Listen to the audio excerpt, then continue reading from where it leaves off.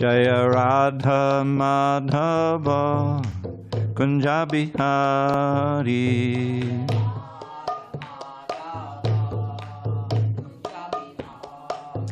Jaya Radha Madhava Kunja Bihari.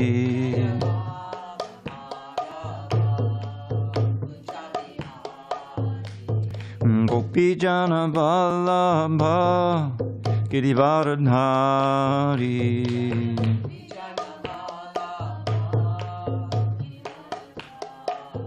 Jaya Gopi Jana Vallabha Girivardhari.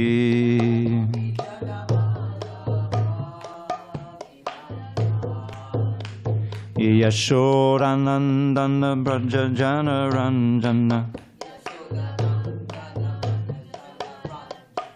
Yashodanandana Braja Jana Ranjana.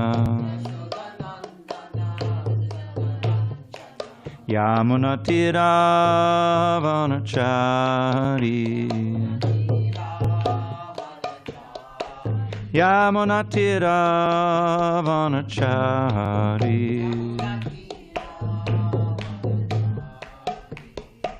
Hare Krishna, Hare Krishna, Krishna Krishna, Hare Hare, Hare Rama, Hare Rama, Rama Rama, Hare Hare.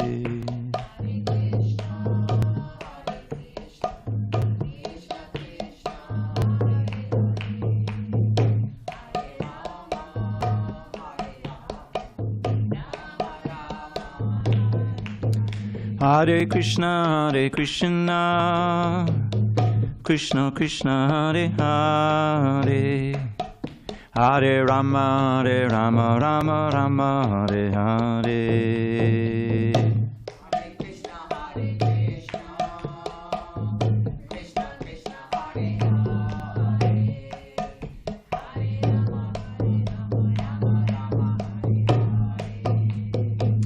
Hare Rama, Rama Rama, Hare Krishna, Hare Krishna, Krishna Krishna, Hare Hare, Hare Rama, Hare Rama, Rama Rama, Hare Hare.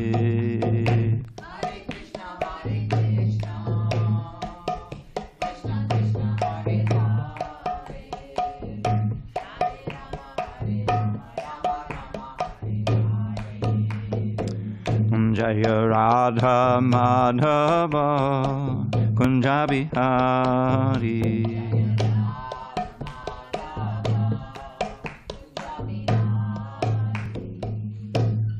Jaya Vishnupad Paramahansa Parivadikacharya Ashtottara Shri Srimad Divine Grace Srila A.C. Bhaktivedanta Swami Prabhupada Ki Jai. ISKCON BBT Founder Acharya Srila Prabhupada Ki Jai. Jai Om Vishnupad Paramahansa Parivadikacharya Ashtottara Shri Srimad Divine Grace Srila Bhakti Siddhanta Saraswati Thakur Ki Jai. Ananta Koti Vaishnavindra Ki Jai. Namacharya Srila Haridas Thakur Ki Jai. Srimad Bhagavad Gita Ki Jai. Samaveda Bhaktivinda Ki Jai. All glories to the assembled devotees. All glories to the assembled devotees. All glories to the assembled devotees. All glories to Shri Guru and Gauranga. Om Namo Bhagavate Vasudevaya. Om Namo Bhagavate Vasudevaya. Om Namo Bhagavate Vasudevaya.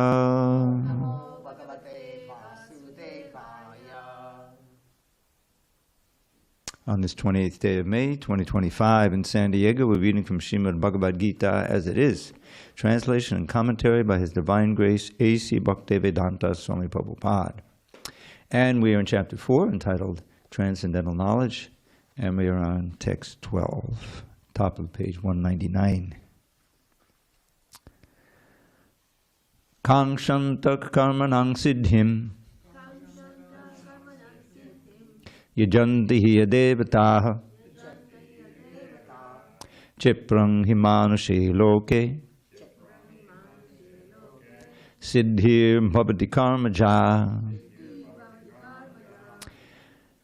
Okay. Kankshanta karmanang siddhim. Yajanti hiya devataha. Chipram himanushe loke. Siddhir bhavati karmaja. Kankshanta karmanang siddhim. Yajanti hiya devataha. Chipram himanushe loke. Siddhir bhavati karmaja.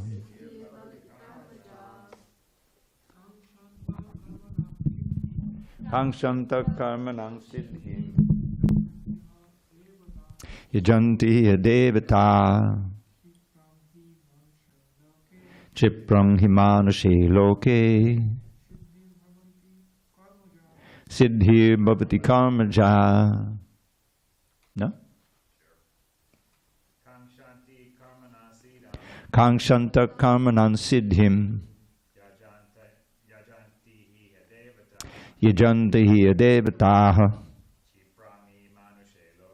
Chipram himanushe loke. Siddhir bhavati karmaja. Go ahead, Ami. Kankshanta karmanang siddhim. Yajanti hiya devataha. Chipram himanushe loke. Siddhir bhavati karmaja. Kankshanta karmanang siddhim. Yajanti hiya devataha. Chipram himanushe loke. Siddhir bhavati karmaja. Not yet, Hina. Chad, you there? Kankshanta karmanam siddhim. Kankshanta karmanang siddhim. Yajanta iha devata. Yajanti hiya devataha. Chipram hi manushe loke. Chipram himanushe loke. Siddhir bhavati karmaja. Siddhir bhavati karmaja. Okay, word for words. Kangshantak, desiring, karmanam, of fruitive activities, siddhim, perfection, yajante, they worship by sacrifices, iha, in the material world, devataha, the demigods, chipram, very quickly, he, certainly, manushe, in the human society, loke, within this world, siddhihi, success, bhavati, comes, karmaja, from fruitive work. Translation, Krishna says to Arjuna, men in this world desire success in fruitive activities, and therefore they worship the demigods. Quickly, of course, men get results from fruitive work in this world. Purport. There is a great misconception about the gods or demigods of this material world, and men of less intelligence, although passing as great scholars, take these demigods to be various forms of the Supreme Lord. Actually, the demigods are not different forms of God, but they are God's different parts and parcels. God is one, and the parts and parcels are many. The Vedas say, Nityo Nityanam, God is one, Ishvaraha Paramaha Krishna. The Supreme God is one, Krishna, and the demigods are delegated with powers to manage this material world. These demigods are all living entities, Nityanam, with different grades of material power. They cannot be equal to the Supreme God, Narayan, Vishnu, or Krishna. Anyone who thinks that God and the demigods are on the same level is called an atheist or a pashandi. Even the great demigods like Brahma and Shiva cannot be compared to the Supreme Lord. In fact, the Lord is worshipped by demigods such as Brahma and Shiva. Shiva Vidinchinutam. Yet, curiously enough, there are many human leaders who are worshipped by foolish men under the misunderstanding of anthropomorphism or zoomorphism. Iha Devata denotes a powerful man or demigod of this material world. But Narayan, Vishnu, or Krishna, the Supreme Personality of Godhead, does not belong to this world. He is above or transcendental to material creation. Even Sripad Shankaracharya, the leader of the impersonalists, maintains that Narayan or Krishna is beyond this material creation. However, foolish people, Rita Jnana, worship the demigods because they want immediate results. They get the results, but do not know that results so obtained are temporary and are meant for less intelligent persons. The intelligent person is in Krishna consciousness, and he has no need to worship the paltry demigods for some immediate temporary benefit. The demigods of this material world, as well as their worshippers, will vanish with the annihilation of this material world. The boons of the demigods are material and temporary. Both the material worlds and their inhabitants, including the demigods and their worshippers, are bubbles in the cosmic ocean. In this world, however, human society is mad after temporary things, such as the material opulence of possessing land, family, and enjoyable paraphernalia. To achieve such temporary things, people worship the demigods or powerful men in human society. If a man gets some ministership in the government by worshiping a political leader, he considers that he has achieved a great boon. All of them are therefore kowtowing to the so-called leaders or, quote, big guns in order to achieve temporary boons. And they indeed achieve such things. Such foolish men are not interested in Krishna consciousness for the permanent solution to the hardships of material existence. They are all after sense enjoyment, and to get a little facility for sense enjoyment, they are attracted to worshiping empowered living entities known as demigods. This verse indicates that people are rarely interested in Krishna consciousness. They are mostly interested in material enjoyment, and therefore they worship some powerful living entity. Om Jnana Timirandasya Jnanandana Shalakaya Chakshu Unmilitam Mena Tasmai Shri Gurave Namaha. I was born in the darkest of ignorance, but my spiritual master, Srila Prabhupada, opened my eyes with the torchlight of knowledge. I offer humble obeisances unto him and all members of Sri Parampara, the disciplic succession. So, this is one of the many verses in the Bhagavad Gita where Krishna is, how should I say it, diminishing or criticizing the worship of anything else besides him.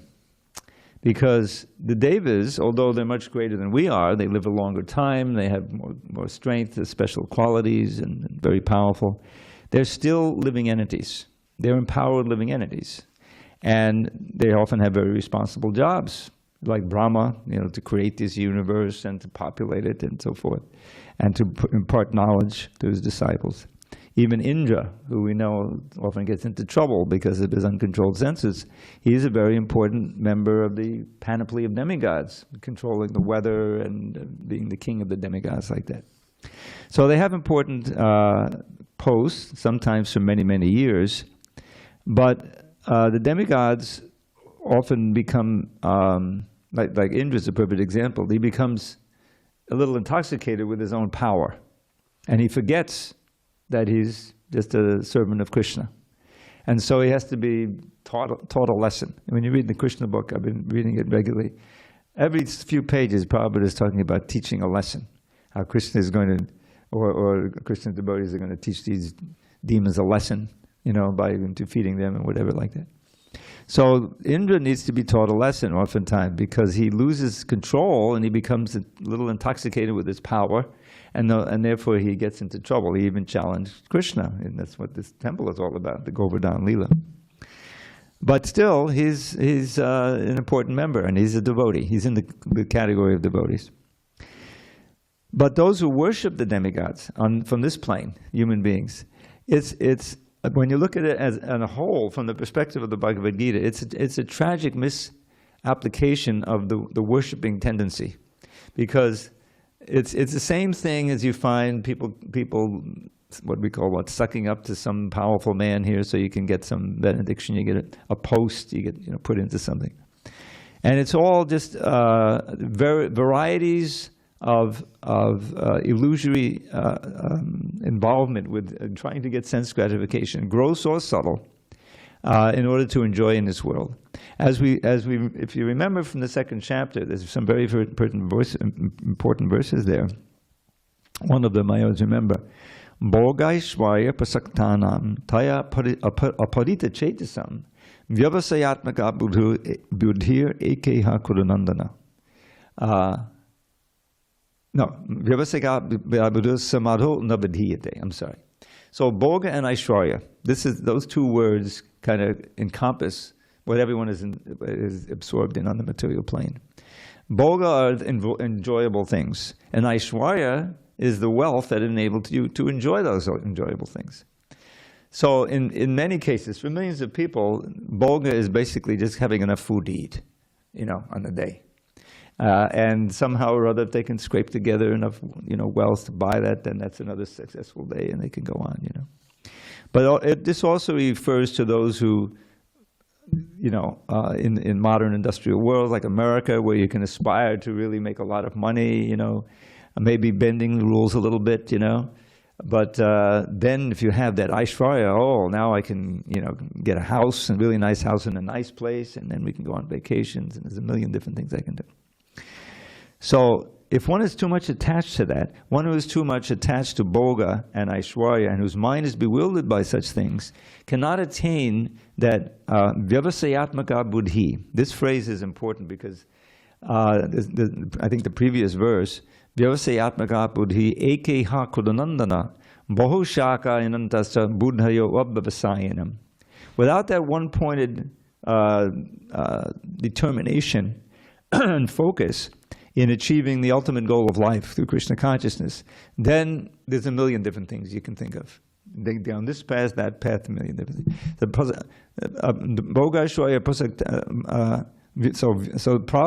the purport there, Vishwanath Chakravarti gives a nice little instruction that Prabhupada really took very seriously, and that's why we're all sitting here.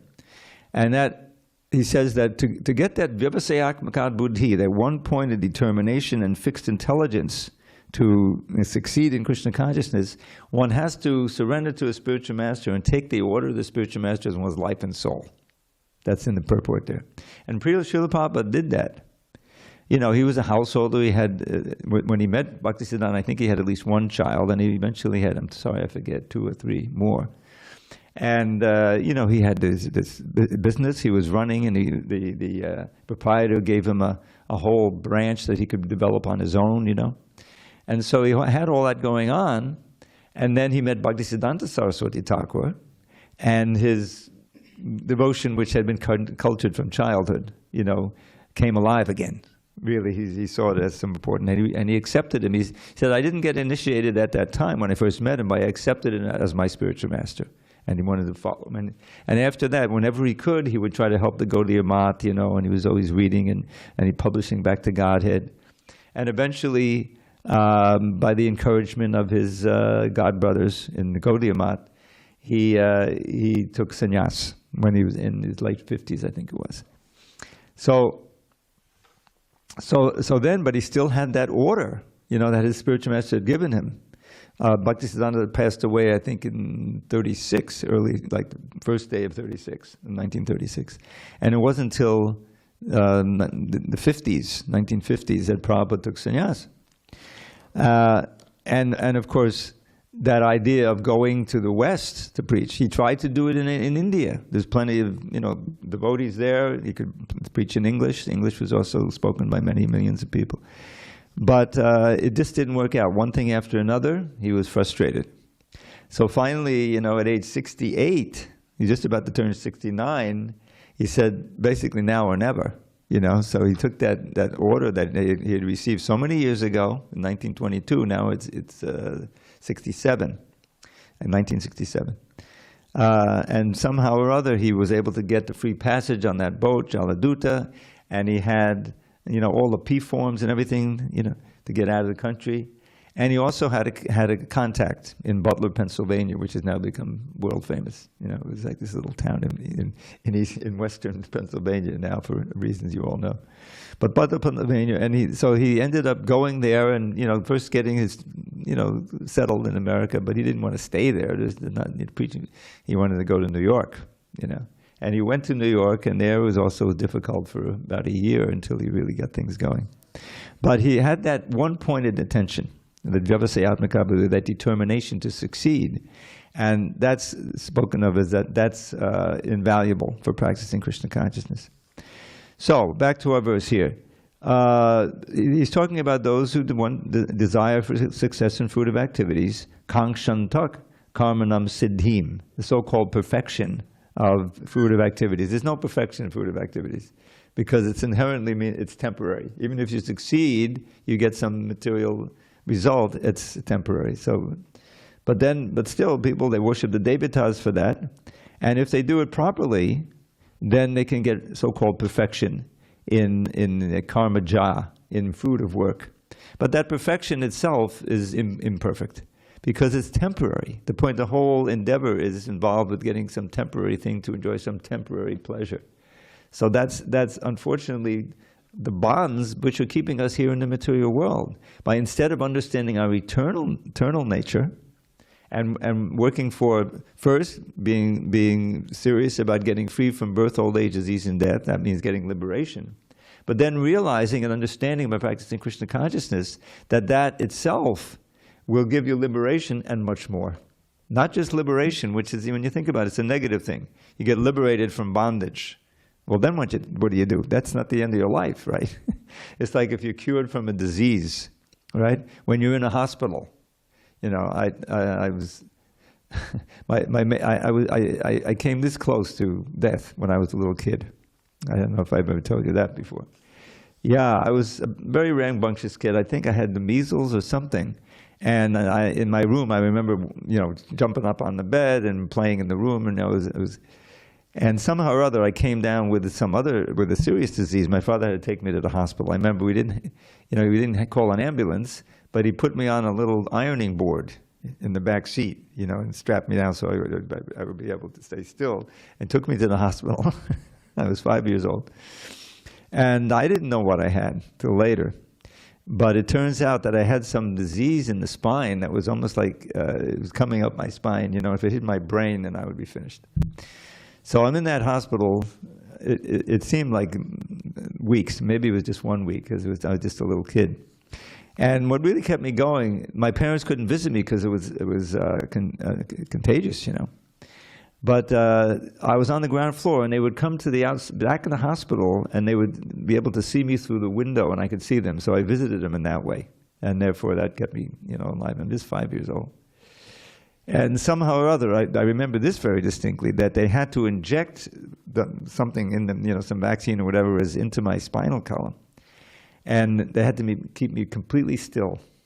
So this one nurse came into the bed that it was almost like a crib, and she sat on me. I mean, she couldn't have sat on me full force, but she used to keep me still, and I was like, ugh, you know. Anyway, it worked. My father was really, he was very afraid that somehow my brain had been affected, you know. So they had done an encephalograph where they test how the brain is functioning, and it turned out there was no damage to the brain, and I survived it, you know. So, you know, that didn't put me on the spiritual path or anything because I was too young to understand that. But later on, I understand how fragile this life is. Who knows what I would have, you know, what birth I would have gotten if I had actually died there, you know. But I remember coming out of that, and my father gave me a couple of cap pistols, you know. And he was so happy to see it because, you know, I was bright-eyed and obviously intelligent like I was before, and I had survived it.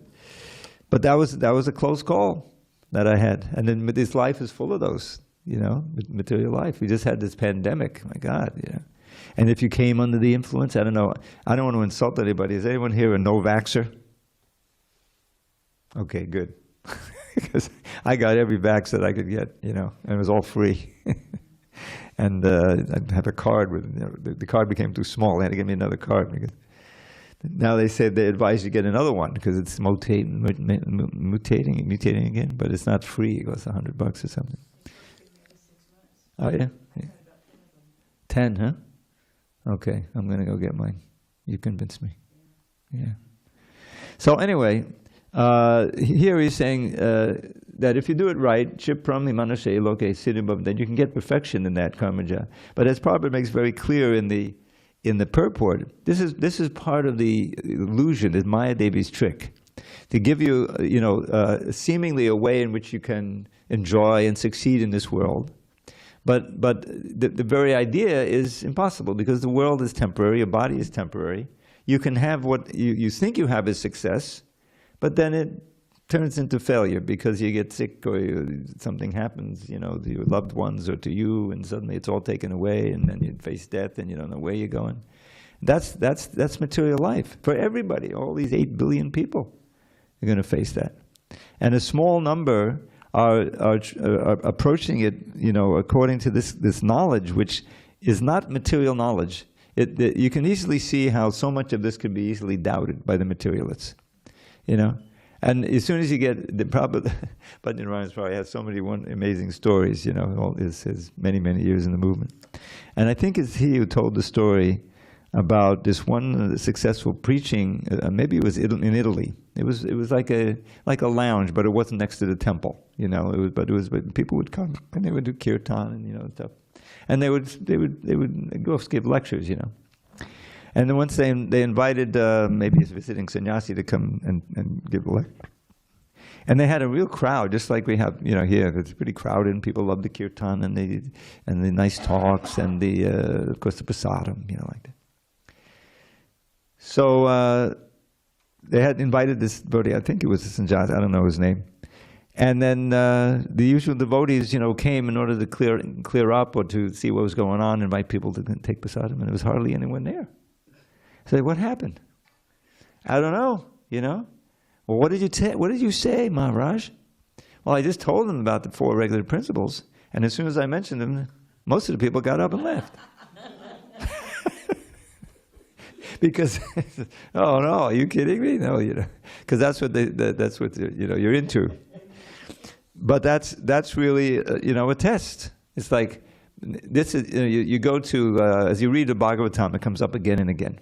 The importance of accepting austerity in order to advance, and what is the real the result of austerity is purification of your desires, your mind, your body, everything. So this is comes out in the 5th canto. Probably, when this 5th canto came out, this volume in the 5th canto, it was the first volume. He gave lectures on this verse wherever he was in India. And wherever he went, for like 10 different places. So if you have all the lectures, 5, 5th canto, 5th chapter, text 1, which is the first verse of Rishabhdev's teachings to his sons before he takes sannyas, So that verse, Prabhupada thought wherever he went, he lectured on it. He didn't go to the second verse.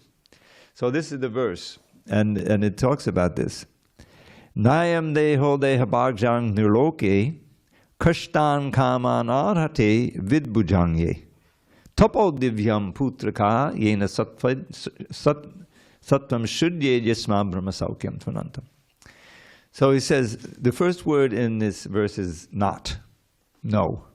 Na ayam. Nayam deyo. They about those who have taken their birth as human beings in this world. Nriloke means the world of Nra, which is short for Nara, which means human being. So we're all human beings. Okay, he's speaking to human beings, especially his sons. Kashtan means hard struggle for existence, For what? Kaman, to enjoy temporary spiritual, material pleasure, kama.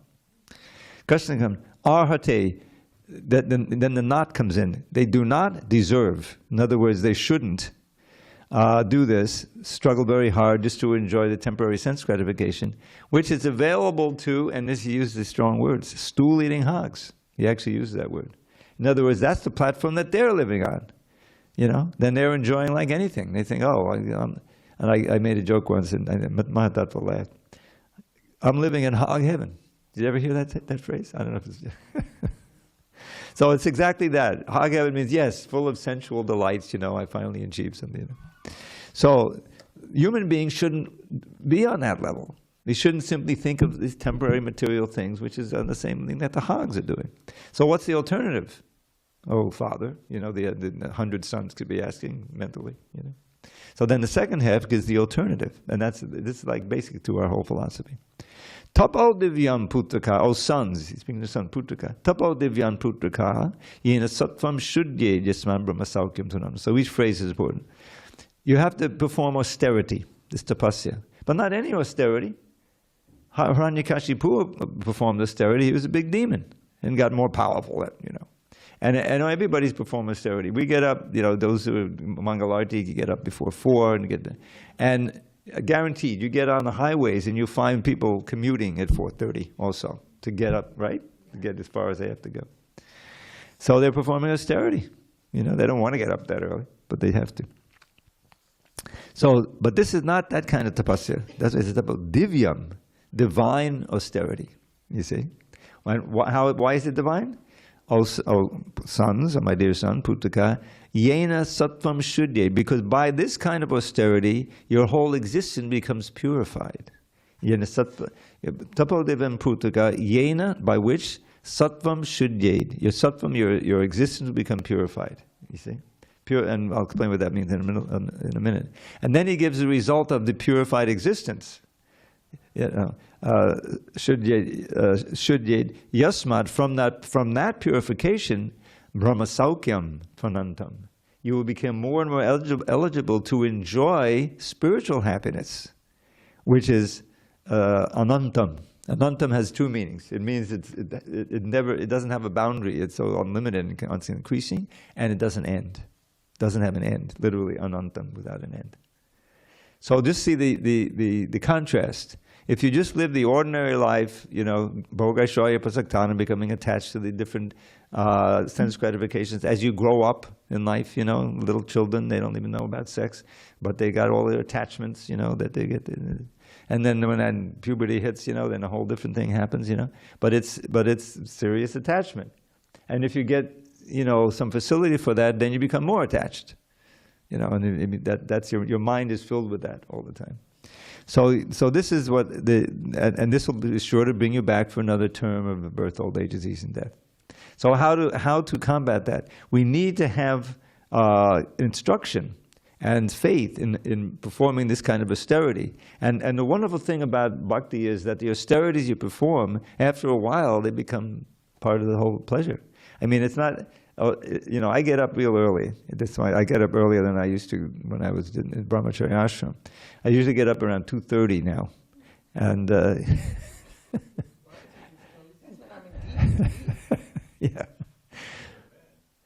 Well, I try to get to bed by 9, but that just gives me 5.5 hours. You get a nap in the afternoon? Sometimes. But the point is, it's not like, oh God, I got to get up at 2:30. No, it's like this. What I do, it's part of. Okay, and of course, the first thing I do is put on Prabhupada. I got a nice little Bluetooth thing that Bhakti Chad gave me for my birthday. Thank you, Chad. I use it every day, a few hours. Yeah, and so I'm listening, getting ready, and then the cold shower is wonderful because the cold shower, just any sleep is gone and fully awake. Hare Krishna, get ready to go and everything. So what I'm saying is the austerities and the four regs. People like Prabhupada tells the story of his godbrothers. They went to England. They went to London to preach. Bhaktisiddhanta sent them. He was very hopeful that they would be able. They didn't accomplish much, but they had some interactions with the royalty there. So one, I always forget his name. I don't know, but he was a friend. He was interested in the movement, and so forth. So he asked one of Prabhupada's godbrothers, "Can you make me a Brahmin?" Because they knew about that, because they were occupying India, they really, that was a very prestigious position to be in, a Brahmin, So I said, "Sure, I can make you. You can become a Brahmin, but you just have to agree to these 4 things, no illicit sex, no intoxication, no gambling, and no meat eating." So what did he say? Impossible.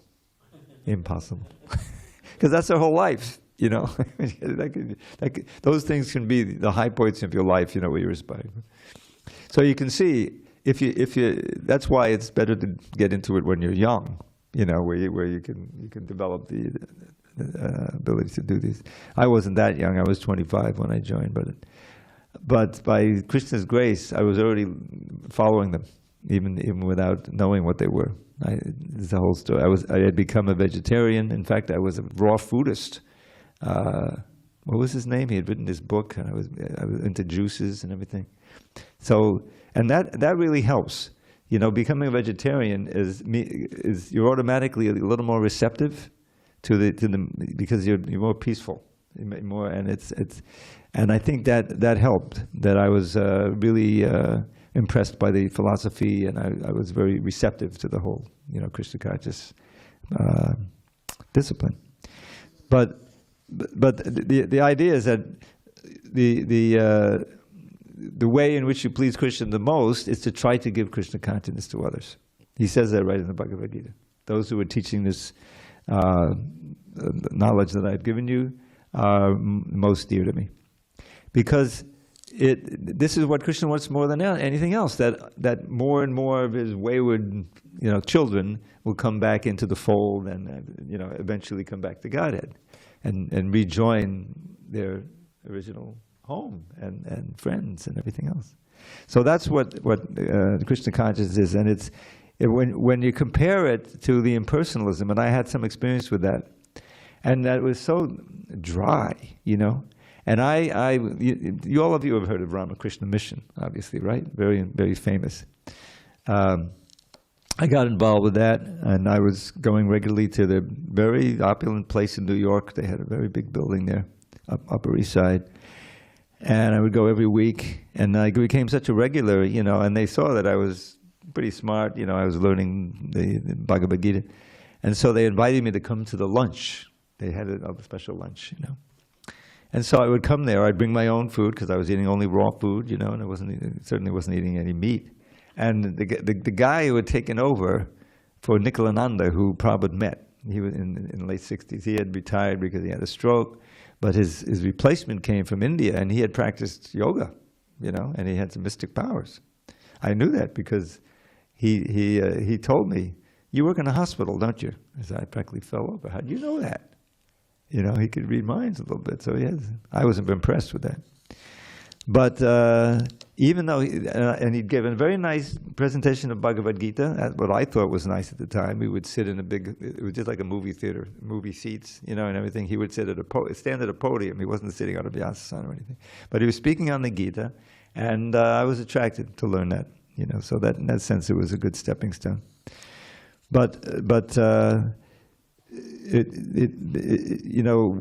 the key came, why did I left there, is because he saw I was getting attracted there. I was also going down to the temple, and he wanted to try to break my attraction, so he started criticizing the devotees.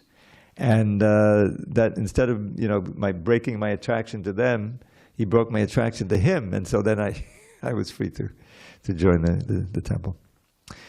But I came this close to reading the Shankaracharya's Sharirika Bhashya. That's his commentary on the Vedanta Sutra. And Lord Chaitanya says, anyone who reads that is finished in devotional service. It'll destroy your devotional service. I bought it, I had it, but I never read it.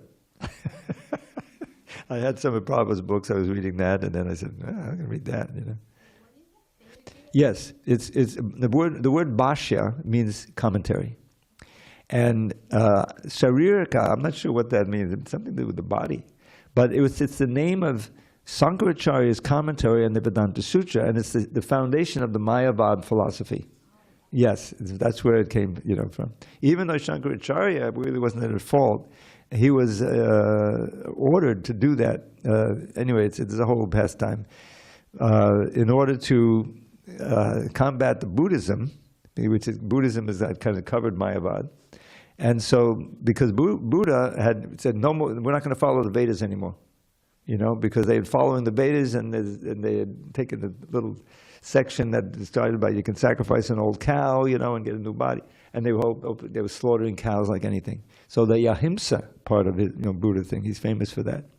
So he had to reject the Vedas, and he gave his own, philosophy and writings. So, but then without the Vedas and the Vedic knowledge, there's no question of getting back into bhakti. So in order to combat that, Lord Shiva incarnated as Sankaracharya. Yeah, he was instructed to do that by Krishna. And preached the impersonalism based on the Vedas, Vedanta Sutra, whose real commentary is the Srimad Bhagavatam, which is all about devotion, you see? And in this way, Buddhism really moved out of India, moved east, and then it's much more prominent now.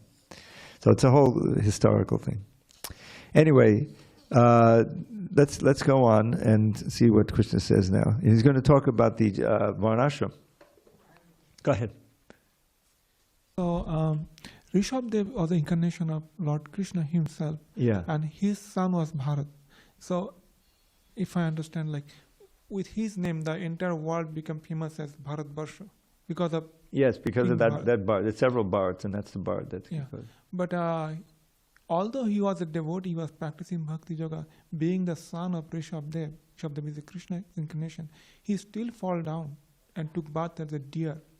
Yeah. So what is our chances? Well, there's all the lessons there. I mean, he became Jadabhart. He did fall down for 2 births, right? He became a deer, but as a deer, he wasn't an ordinary deer. He remembered. He could remember. I don't know if you know that. He remembered everything. So he didn't associate with the other deer. He would try to find an ashram, where the devotees were doing Krishna Katha, and he would hang out there and listen to that. And eventually he took birth as Jadabhart. Jada means he played at being dumb, at not being able to speak even, And so there's all kinds of description of what happened to him. So what's he going to do? So they said, well, all he can do is he can watch the cows and make sure they don't get into trouble. So he'd go out and go in the field and watch the cows, and he would be chanting in his mind, and everything. But then he was kidnapped by some Kali worshippers, and they were going to offer him the Kali, a human offering. Yeah, and it's described in the Bhagavatam. So they took him to the temple, and he was completely cool. He wasn't freaked out about it because he was completely Krishna conscious. But Kali was very upset, and the garland of skulls, right? So she had all these garland of skulls. She comes out of the deity, and she starts killing all of these her worshippers who were going to sacrifice Bharat, because he's a devotee, and so is she ultimately, So there's this whole scene, and some of, I don't know if they had murtis of her associates or something, but they all came alive, and they slaughtered the dacoits or whoever the degraded worshippers are going to do the human sacrifice. So he was saved from that. But anyway, the teachings of Rishabdev are really key, in that 5th canto at the beginning there. And that's the first one. And then just since we're on the Rishabdev, and a few verses, well, after that one, he says, Mahatsevam dvaramahavam muktes tamo dvaram yoshitang sangi sangam. Mahatsevam, you have to serve the Mahatmas. In other words, you have to find the realized soul who you can surrender to as a guru, Mahatsevam, which opens the door to mukti, to liberation. But Tamo Dwaram Yoshitang Sangi Sangam, those who are too attached, to associating with women loosely, that opens the door to degradation. Tamo Dwaram, darkness. Mahantas te samachitta prashanta vimannimak suriduk sarabhoye. Who are those Mahantas? Who are those Mahatmas that you have to associate with? Samachitta, they're very peaceful, they're very equipoise. Prashanta vimannimak suriduk sarabhoye. They're not prideful, suriduk sarabhoye. And so therefore one should be friends with the sadhus in this way. But then here's the lesson I take from Rishabdev. It's one of these I'm telling you, Bhagavatam is full of these concise lessons, maybe 8 verses, or in this case 3 verses, very important. So he says to his sons, Nunam pramatta kurate vikarma yadindriya pritaya apranoti. Nasaramanye yatatmanoyam asannapi kleshada asadeha. Bible quotes this verse all the time. Nunam means certainly. Pramattak, they're certainly mad. Not just mad, but really super mad. pra means extra mad. Pramakta, to do what? Nunam pramakta kurade vikarma, they perform vicious activities, simply for the sake of sense gratification. Nunam pramakta kurate vikarma yanindriya pritaja apanoti, who is simply after this indriya priti, which is literally sense gratification. Apanoti.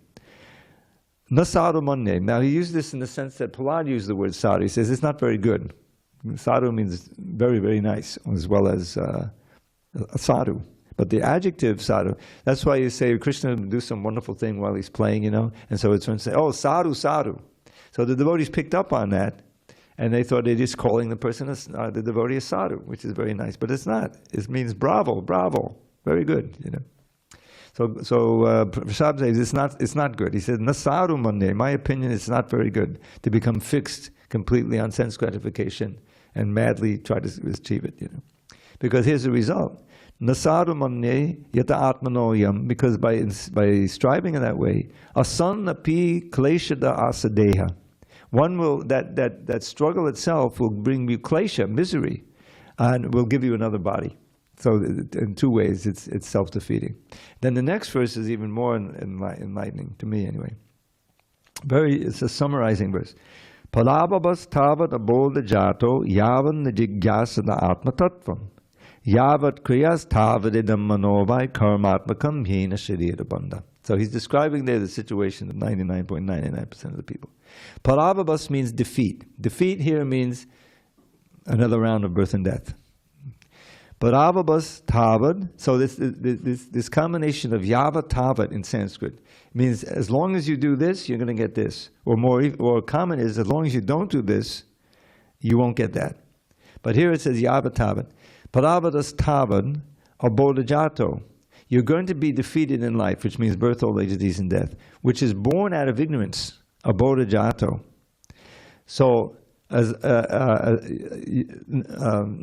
you will experience defeat in life, birth, which is born out of ignorance, as long as you don't inquire into the absolute truth. Parabhavas yavat abodhajato, parabhavas tavat abodhajato, yavan na jigyasata atma tattvam. And those who know the Brahma Samhita, even the first verse, the first sutra, they'll recognize this jigyasa, which is a very important word. It means inquiring, as long as they're not inquisitive into the absolute truth, the truth of the self, you see. So he says, Paravabas tavat abodhajato yavan na jigyasata atma tattvam. Atma tattvam is the truth of the self and also the truth of the super self. And then the second half of the verse is another yavat tavat. Yavat kriyas, as long as you work in this way, fruitively, you see. Yavat kriyas tavadidam manovai karmatmakam. Your mind will remain karmatmakam, full of all kinds of fruitive desires and also regrets. This is your mind will be like that. And by that mind, that will take you into another body, maybe human being, maybe not. Karmatmakam yena sharira bandha. By that fruitive infected mind, you will get another body. Yena sharira bandha. Bondage to the mind. So then the third verse sums it all up. And Rishabdev, in this verse, he reveals himself to be an incarnation of Vasudev, of Krishna. It says, Evam manak karma vasham prayunkte. As long as your mind is impelled by these fruitive desires, this is what you'll be stuck in this world, bound to different bodies. Evam manak karma vasham prayunkte avidyatma nupadiyamane. Your atma, your soul will be steeped in ignorance. Avidyatma nupadiyamane. Then here's the money quote, if you will. Pritir nayavan mahivasudeve namuchate namuchate de yogena tavat. I forgot the word there. So, but what it means is, Pritir nayavan, as long as you don't have love for me, Vasudev, this is what Rishabdev is saying right there. Pritir nayavan mayi Vasudeve namuchate dehi yogena tavat. You will not be able to become free from the bondage of a material body. In other words, you remain bound, birth and death. So in other words, there's no mukti without bhakti, the Krishna. And this is something that comes up again and then. What is it? Hading vinana miting taranti. There's a little phrase. Haring vina, without Hari, devotion to Hari, you will not conquer death, which means it's shorthand for birth, old age, disease, and death. So in other words, these impersonalists, they may think they're liberated, but they eventually fall down in open hospitals or, whatever. So we're on the right path here. We know that we need Krishna, and we need the mantra, we need the association, and we certainly need the prasadam. And so that's what this movement is all about. Well, we didn't get very far. Should I do the number 13? Okay, go ahead, Boo. So what this passage is saying, and what you're saying in your commentary, is that when we have like a romantic relationship or a friendship, we have to place Krishna consciousness above that partner or whoever it is, and the partner should really come second. Am I understanding that correctly? the idea is that we're going to talk about Chaturvarnya here. It's Varnashram. There's obviously a place in the Vedic culture and devotional community for marriage and children and all of these things. But there's a way of doing it so it doesn't sweep you away into simply an absorption in sense gratification. In other words, yes, marriage is allowed and sex is allowed for the purpose of having Krishna conscious children, you see. And so there's restriction. There has to be I'm going to use this word until it becomes current. A sublimation of these lower desires. Otherwise, the mind simply remains filled with these desires, and you're full of lamentation when it doesn't work out. In this age, marriage, there's so many divorces and so many problems because the idea of it being a sacred bond in which you're, bringing into the world devotees, or bringing into the marriage devotees who can be raised, and then, it becomes a mission like that. Otherwise, if there's no spiritual element to it, then it could easily become a blind well, of attachments and disappointments and things and like this, and working hard, but not thinking of Krishna.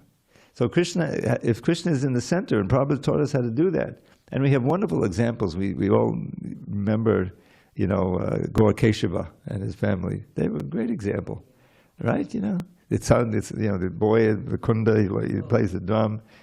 Just the year that he was here, we knew him, he got better. He certainly got bigger. I kept seeing how he grow every week, And the girl Vrinda with the singing, and they're doing it properly. So that's the place. As Krishna says in the 7th chapter, we're going to come in a few chapters.